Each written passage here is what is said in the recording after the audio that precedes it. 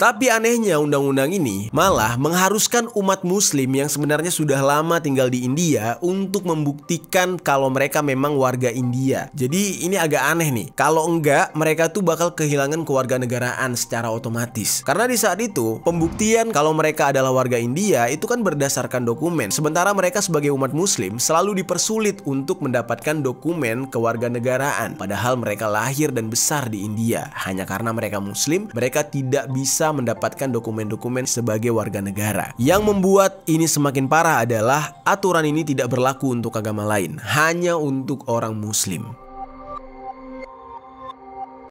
Nah, singkat cerita, pada tahun 2021, kontroversi anti-Islam kembali muncul di India. Beberapa pemimpin agama Hindu di India diduga menyerukan genosida untuk umat muslim dan melindungi India di dalam sebuah pertemuan. Yo geng, tekan tombol subscribe geng. Hey yo, what's good? Welcome back to Kamar Jerry.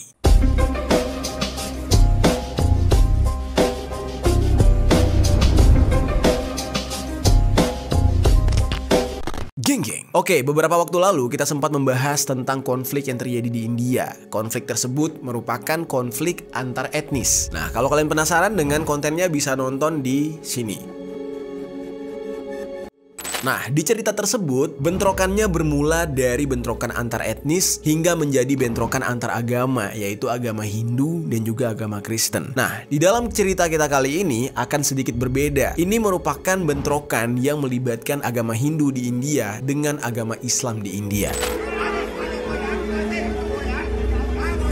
Nah, konflik antara dua agama ini benar-benar memprihatinkan karena memang banyak sekali berita-berita yang menampilkan bagaimana kejamnya diskriminasi yang dihadapi oleh umat Islam India karena adanya tekanan dari umat Hindu India. Kalau kita tarik dari sejarahnya, sebenarnya permasalahan ini sudah ada sejak dari zaman dahulu. Kedua belah pihak sama-sama merasa benar, sama-sama ingin mendominasi sehingga akhirnya terjadilah pergesekan. Dan di India sendiri, kedua agama ini itu ada ekstremisnya masing-masing. Ekstremis Muslim ada, ekstremis Hindu juga ada. Karena dari masa lalunya memang permasalahan ini tidak pernah diselesaikan sampai akarnya sehingga memupuk dendam turun-temurun dari generasi ke generasi. Nah, masalah demi masalah terus bermunculan hingga akhirnya kebijakan-kebijakan diskriminatif dikeluarkan oleh pemerintah India saat ini, yang dimana sedang di bawah kekuasaan Partai Bharatiya Janata atau BJP, yang mana pemimpin mereka ini benar-benar semacam benci sekali terhadap umat muslim India. Bagaimana konflik ini bisa bermula? Dan apa kebijakan diskriminatif yang dimaksud? Dan apa saja nih kasus-kasus yang melibatkan dua agama ini? Langsung aja kita bahas di Permisi, peristiwa misteri dari berbagai sisi.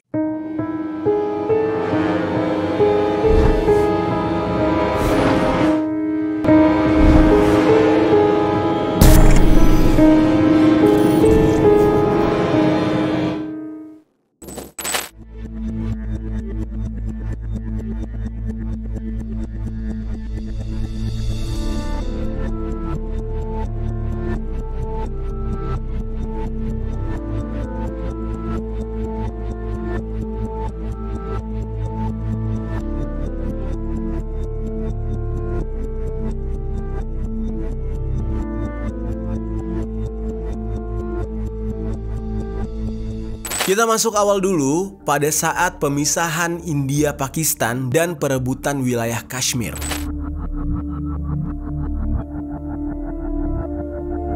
Pada masa dulu, India ini dijajah oleh Inggris melalui English East India Company atau EIC. Terjadi pada tahun 1600-an. Nah, masyarakat India di saat itu sudah merasa kalau mereka dijajah dan mereka harus berjuang merebut kemerdekaan mereka. Dan di saat itu lahirlah gerakan pembaharuan sosial keagamaan yang salah satunya adalah Indian National Congress pada tahun 1885 dengan tujuan untuk mencapai kesejahteraan masyarakat India dengan mempergunakan cara yang tidak melanggar undang-undang. Baru setelah itu pada tahun 1906 lahirlah yang namanya Indian Muslim Muslim League yang bertujuan untuk menyatukan dan menjamin kepentingan-kepentingan orang Islam yang ada di India. Orang-orang Muslim India ini ketika pembentukan kongres mereka tidak merasa bersimpati karena mungkin di saat itu pembentukan kongres ini didominasi oleh umat Hindu yang mana banyak kepentingan-kepentingan Muslim yang sebenarnya tidak direpresentasikan di sana. Akhirnya mereka membuat gerakan mereka sendiri.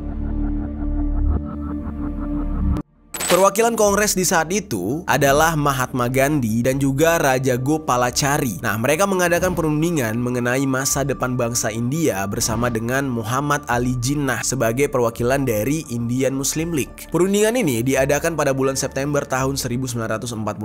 Tetapi perundingan ini tidak menghasilkan kesepakatan apapun karena di saat itu Jinnah mengusulkan kepada Mahatma Gandhi untuk didirikan sebuah negara baru yang bernama Pakistan. Nah, di saat itu Mahatma Gandhi menentang berdirinya Pakistan yang akan memisahkan India menjadi dua negara. Namun, seiring berjalannya waktu, singkat cerita, hal yang dituntut oleh Jinnah ini pun terjadi. Ya ceritanya panjang gitu geng ya. Jadi kita singkat aja. Akhirnya pada tanggal 2 Juli tahun 1947, permasalahan antara Hindu dan India ini secara resmi menghasilkan pemisahan India menjadi dua negara, yaitu India dan juga Pakistan sebagai bagian dari persemakmuran Inggris.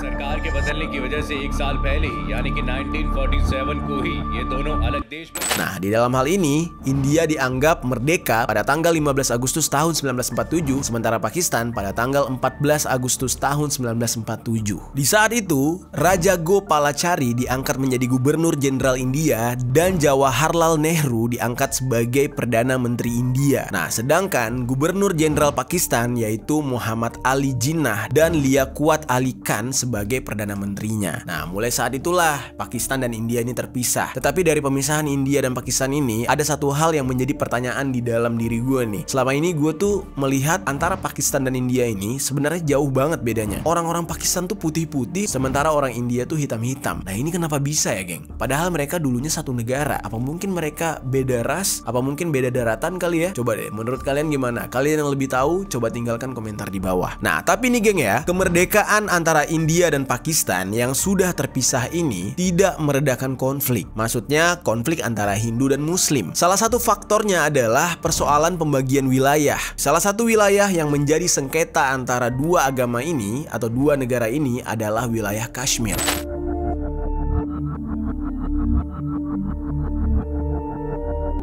Kashmir ini sendiri adalah sebuah wilayah yang penduduknya bermayoritas Muslim, tetapi pemimpinnya adalah orang Hindu. Pada tanggal 15 Agustus tahun 1947, Kashmir ini yang merupakan wilayah dari negara kepangeranan Indian Princely States diberikan pilihan oleh pemerintah Inggris untuk memilih menjadi bagian dari India atau dari Pakistan. Nah, mereka harus memilih sendiri. Tiba-tiba nih muncul lagi nih permintaan baru. Ya memang ya, kalau soal kekuasaan nih memang gak ada habisnya. Di saat itu Kashmir yang dipimpin oleh seseorang yang bernama Harry Singh itu malah meminta untuk membentuk negara baru. Jadi dia nggak mau milih India, nggak mau milih Pakistan. Jadi dia lebih milih untuk membentuk negara baru. Dan Harry Singh ini backgroundnya adalah umat Hindu. Nah, di saat itu Inggris tidak mengiyakan keinginan Harry Singh. Tapi seiring berjalannya waktu, tanpa memberitahukan penduduknya yang mayoritas Muslim, Harry Singh ini tiba-tiba bergabung dengan India secara sepihak. Dan kejadian ini terjadi pada tanggal 27 Oktober tahun 1947. Resmilah Kashmir menjadi bagian dari India. Nah, jadilah warga Kashmir yang mayoritas Muslim itu tidak terima dengan keputusan Harry Singh ini. Terjadilah sengketa antara dua agama ini, agama Hindu dan agama Islam. Yang Islam maunya masuk ke Pakistan, sementara si pemimpin Kashmir yang beragama Hindu maunya masuk ke India. Konflik ini cukup besar sampai dibawa ke PBB untuk mencari penyelesaian yang adil. Nah, berdasarkan resolusi yang dikeluarkan oleh PBB pada tahun 1948 memutuskan bahwa penyelesaian daerah Kashmir ini harus dilakukan sesuai dengan kehendak rakyat yang dinyatakan melalui plebisit, yaitu suatu proses di mana penduduk suatu wilayah atau negara diminta untuk memberikan suara atau mengeluarkan pendapat mereka secara langsung dalam rangka mengambil keputusan-keputusan penting. Dan resolusi ini akan diawasi oleh PBB. Nah, namun ternyata geng, resolusi ini tidak pernah berhasil dilakukan. Konflik pun akhirnya terjadi. Konflik ini sendiri terjadi berkepanjangan dan konflik baru baru berakhir melalui garis gencatan senjata atau ceasefire line pada tanggal 1 Januari tahun 1949. Nah, garis tersebut akhirnya membuat India dan Pakistan harus berbagi dua wilayah Kashmir, yaitu Pakistan over Kashmir atau POK dan India over Kashmir atau IOK. Lalu singkat cerita, pada tanggal 6 Februari tahun 1954, Majelis Konstituante Kashmir yang merupakan pemerintahan di bawah kontrol India meratifikasikan pengintegrasian. Lalu pada tanggal 19 November tahun 1956, Majelis Konstituante Kashmir menyatakan bahwa Kashmir adalah bagian dari India. Gokil nggak tuh? Langsung diklaim. Nah, akhirnya terjadilah konflik lagi karena Pakistan nggak terima lagi dengan keputusan tersebut. Nah, tanggal 5 Agustus tahun 1965 ada sekitar 26.000 sampai 33.000 tentara Pakistan melintasi line of control menuju Kashmir yang membuat pasukan India harus melakukan gencatan senjata 10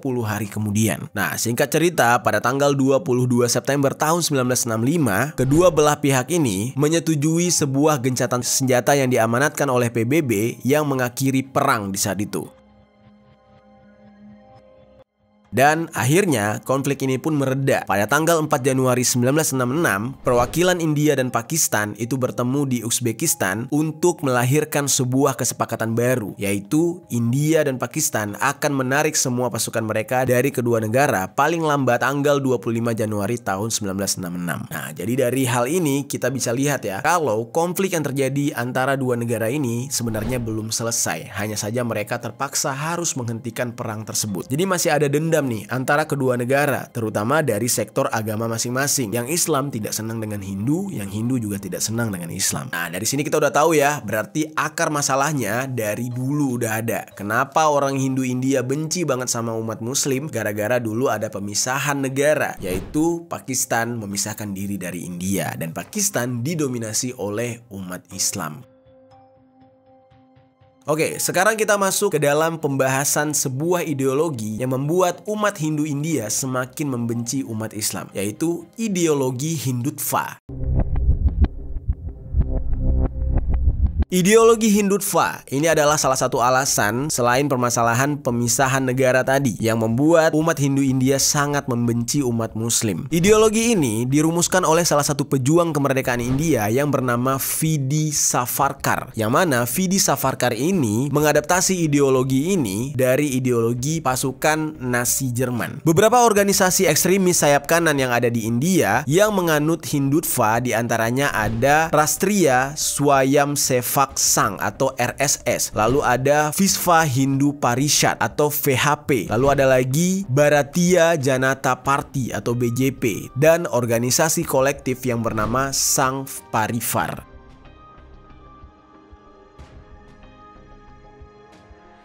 Hindutva ini ada 3 nilai yang dianut oleh para pengikutnya. Yang pertama adalah kebangsaan yang sama atau rastra. Lalu ada ras yang sama atau jati. Lalu ada lagi budaya dan peradaban yang sama atau Sankriti. Hindutva ini tergolong ke dalam ideologi fasis. Namun banyak juga yang menilai kalau Hindutva ini sebagai ideologi separatis. Menurut buku yang berjudul The Saffron Wave, Democracy and Hindu Nationalism in Modern India, ada seorang antropolog yang bernama Thomas Hansen mengatakan Hindutva muncul di era pasca kemerdekaan sebagai sebuah ideologi politik dan wujud dari kerakyatan nasionalisme Hindu di India. Nah, dikarenakan jiwa nasionalis Hindu di India yang begitu kuat, sehingga penganut agama lain di India, salah satunya adalah agama Islam, sering sekali mendapatkan perlakuan diskriminatif dari kelompok ekstremis tersebut. Nah, karena para ekstremis Hindu ini merasa kayak nggak ada ruang nih bagi umat Muslim di India. Bahkan nih ya, para ekstremis Hindu ini melakukan tindakan yang sudah di luar batas. Mahatma Gandhi yang dikenal sebagai pemimpin gerakan perlawanan tanpa kekerasan terhadap pemerintah kolonial Inggris di India itu bahkan sampai dieksekusi oleh seorang ekstremis Hindu yang bernama Nathuram Vanayak Godse pada tanggal 30 Januari tahun 1948. Nah, sesama mereka aja mereka masih saling mengeksekusi. Nah, di saat itu Mahatma Gandhi ditembak dari jarak dekat saat menghadiri pertemuan doa di Delhi. Nah, bagi para ekstremis ekstremis Hindu, Mahatma Gandhi ini dianggap sebagai pengkhianat gara-gara Mahatma Gandhi selalu mengadvokasi perdamaian antara umat Muslim dan umat Hindu di India. Jadi para ekstremis ini nggak suka. Mereka tetap ingin antara Muslim dan Hindu itu terus berperang, terus saling mendiskriminasi. Nah, mulailah di saat itu, setelah Mahatma Gandhi pergi, para ekstremis ini semakin menjadi-jadi untuk mendiskriminasi umat Muslim India. Nah, pada tahun 1992 nih geng, para ekstremis Hindu pernah melakukan perebutan situs Muslim yang ada di India. Di saat itu, ada sekitar 150 orang nasionalis Hindu yang menghancurkan Masjid Babri yang mengakibatkan terjadinya kericuhan yang menelan banyak korban jiwa. Masjid Babri ini sendiri merupakan sebuah masjid yang dibangun oleh Raja Mughal pertama yang bernama Babur dan terletak di Ayodhya pada tahun 1527. Perebutan ini sebenarnya udah terjadi lama semenjak India merdeka, karena pada awalnya sempat nih umat Hindu pada tahun 1949 meminta secara paksa agar diletakkan sebuah patung Sri Rama di dalam masjid tersebut. Kemudian ada isu yang menyebar kalau lokasi tersebut merupakan tempat Sri Rama berada. Nah, karena isu tempat tersebut dianggap sebagai tempat Sri Rama, akhirnya aksi dari ekstremis Hindu semakin menjadi-jadi dalam merebut Masjid Babri, dan bahkan hal ini mendapat dukungan dari tokoh politik dan pemuka agama Hindu India. Nah, jadilah diskriminasi terhadap umat Muslim semakin gila di saat itu. Sekarang kita masuk ke dalam pemerintah India yang mendiskriminasi umat Muslim.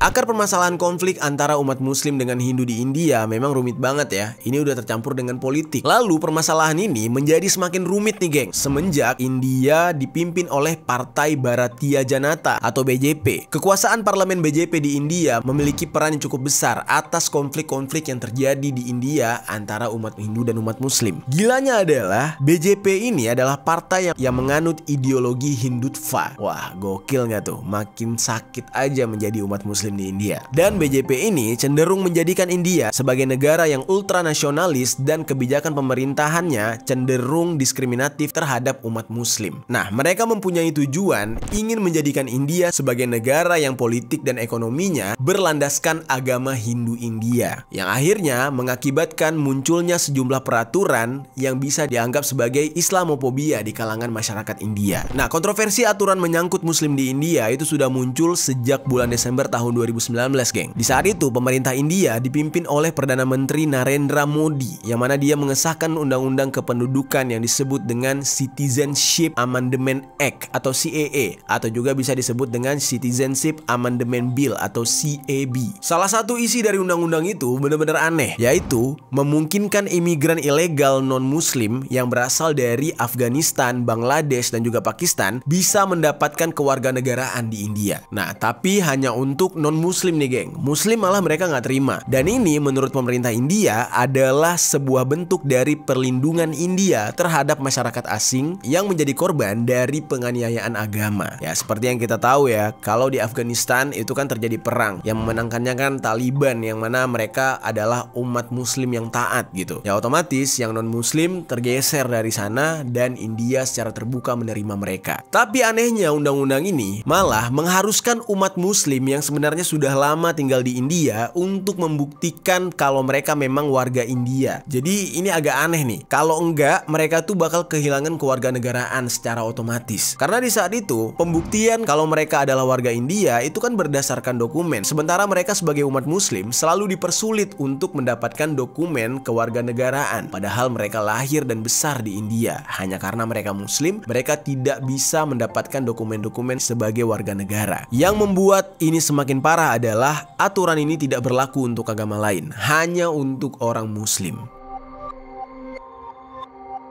Nah, singkat cerita, pada tahun 2021, kontroversi anti-Islam kembali muncul di India. Beberapa pemimpin agama Hindu di India diduga menyerukan genosida untuk umat Muslim dan melindungi India di dalam sebuah pertemuan. Nah, lalu kemudian, ada salah satu anggota senior sayap kanan Hindu yang berasal dari Partai Mahasabha bernama Puja Shakun Pandey yang mengatakan kalau 100 orang dari mereka menjadi tentara, mereka siap untuk mengeksekusi 2 juta orang Muslim. Maka dengan itu, mereka akan menang dan melindungi India serta menjadikan India sebagai negara Hindu seutuhnya.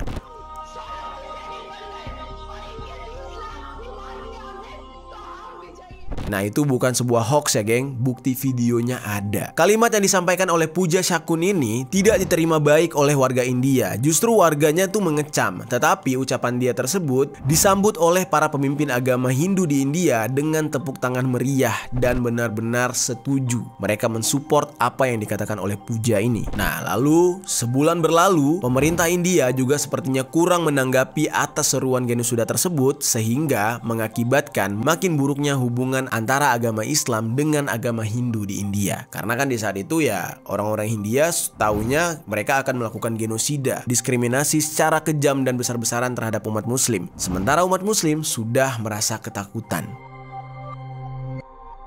Akhirnya, seiring berjalannya waktu, pada bulan Maret tahun 2022, otoritas negara bagian India di Karnataka mengeluarkan larangan penggunaan hijab di lembaga pendidikan seperti misalkan sekolah dan juga universitas. Jadi anak-anak India nggak boleh pakai hijab walaupun dia beragama Islam. Dalam sebuah keputusan di pengadilan tinggi, Karnataka menyebut hijab merupakan hal yang tidak penting bagi Islam dan akhirnya menimbulkan protes serta demo di beberapa wilayah. Lalu di saat itu, keputusan pengadilan mengatakan kalau negara berhak memutuskan dan mengatur seragam sekolah. Jadi bisa dikatakan ya hijab itu menurut mereka tidak penting. Kenapa ini bisa terjadi? Nah, ini semua adalah agenda dari nasionalis Hindu dari partai BJP yang mana mereka sedang berkuasa di India saat ini. Nah, bahkan hal ini bisa dibuktikan dari pernyataan juru bicara partai BJP yang bernama Sazia Ilmi. Dia mengatakan kalau hijab itu bukan bagian dari agama. Nah, dan partai ini akan melakukan banyak hal untuk memperdaya para perempuan Muslim di India. Nah, mungkin kalian ingat ya, kita pernah membahas tentang Nupur Sharma,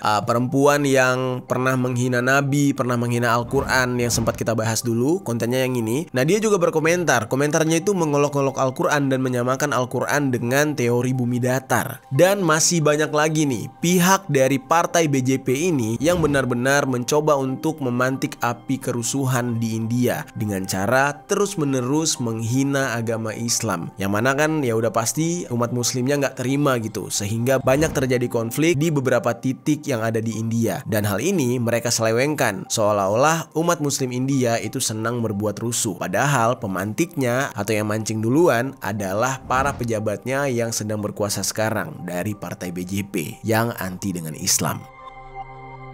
Nah, jadi intinya sentimen anti-Islam ini semakin kuat di India semenjak India dipimpin oleh Perdana Menteri Narendra Modi. Nah, walaupun beberapa kali Perdana Menteri yang satu ini selalu membantah kalau kepemimpinan dia itu ada hubungannya dengan diskriminasi terhadap umat Islam. Nah, padahal nih ya, India ini sudah dilaporkan oleh kelompok HAM atas pelanggaran yang dibuat oleh pemimpin mereka. Dan bahkan Departemen Luar Negeri Amerika Serikat sampai menyuarakan keprihatinan mereka atas perlakuan pemerintah India terhadap pemeluk agama Islam. Dan bahkan tidak terlepas juga kepada orang-orang kasta rendah, yaitu orang-orang Hindu Dalit, terus dari agama lain yaitu agama Kristen, dan juga agama-agama minoritas lainnya yang ada di India. Jadi umat Hindu India ini benar-benar mendominasi, benar-benar mendiskriminasi.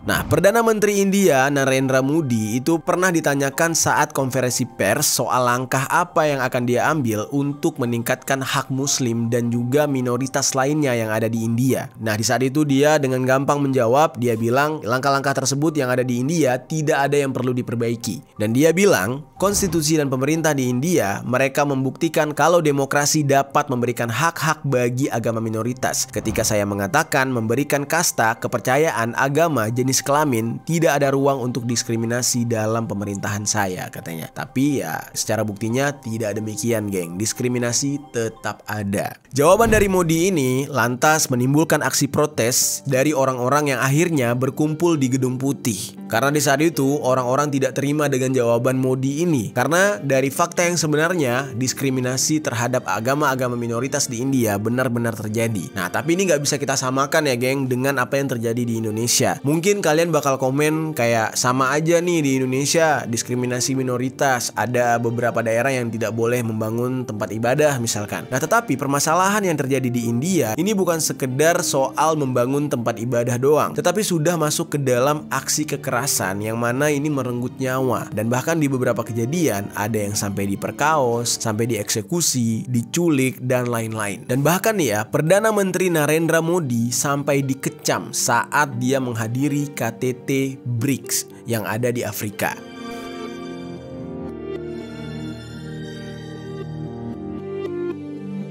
Nah, kejadian pada saat KTT BRICS yang dilaksanakan di Johannesburg, Afrika Selatan dihadiri oleh presiden dari beberapa negara, yaitu dari Brazil, terus ada dari Cina, presiden Afrika Selatan, dan Perdana Menteri India. Ada beberapa momen yang benar-benar mencekam di saat itu, geng. Beberapa massa yang datang berdemonstrasi di dekat tempat pertemuan KTT BRICS digelar, yang mana mereka berunjuk rasa tentang diskriminasi selama pemerintahan Perdana Menteri Modi di India. Nah, para pengunjuk rasa ini berasal dari aktivis HAM yang ada di Afrika Selatan dan wartawan yang berpartisipasi di acara tersebut. Orang-orang di saat itu membawa beberapa bendera Kashmir dan spanduk yang bertuliskan anti Modi. Nah, di situ spanduknya bertuliskan tentang aksi-aksi kekerasan, terus juga mereka meminta untuk stop mengeksekusi umat Muslim dan Kristen di India. Terus gambar dari Perdana Menteri Modi ini sampai dirubah menjadi Dracula dan juga hal-hal lain. Pokoknya di saat itu mereka memperlihatkan kalau mereka sangat benci terhadap Perdana Menteri India ini. Dan ada sebuah kejadian yang menurut gua cukup aneh nih, geng. Yang dimana saat KTT BRICS, Presiden Afrika Selatan yaitu Cyril Ramaphosa, entah nih presiden kagak tahu sejarah, entah gimana gitu ya, dia tiba-tiba mengucapkan rasa terima kasih kepada Perdana Menteri India yang bernama Modi ini. Dia di saat itu memuji peran Mahatma Gandhi yang dia anggap sangat berjasa bagi Afrika Selatan, terutama dalam hal perjuangan melawan apartheid di negara tersebut. Dia mengatakan tentang advokasi Mahatma Gandhi yang melakukan perlawanan pasif atau tanpa kekerasan dan prinsip-prinsip Mahatma Gandhi yang menginspirasi penduduk Afrika untuk melawan apartheid dan berakhirnya rezim tersebut di sana. Nah, yang anehnya nih ya, ngapain dia berterima kasih sama Perdana Menteri Modi? Padahal Modi sendiri adalah bagian dari partai BJP, partai yang menganut ideologi Hindutvan, dan Mahatma Gandhi itu dieksekusi oleh seorang ekstremis Hindutvan. Kocak nggak tuh? Mahatma Gandhi kan dieksekusi sama orang yang namanya Nathuram Vinayak Godse, ekstremis Hindu yang menganut ideologi Hindutvan. Dan lucunya nih ya, di saat Presiden Afrika ini berterima kasih dan memuji Mahatma Gandhi di dalam pidatonya, terlihat juga Perdana Menteri Modi kelihatan gugup di saat itu sambil membuka botol air minum. Ya mungkin dia nggak enak kali ya, pengen bilang gitu kayak gitu. Itu ideologinya beda sama gue tuh. Mahatma Gandhi tuh yang eksekusi tuh orang-orang yang sama ideologinya sama gue gitu. Malah lu terima kasih sama gue, nggak nyambung gitu kan.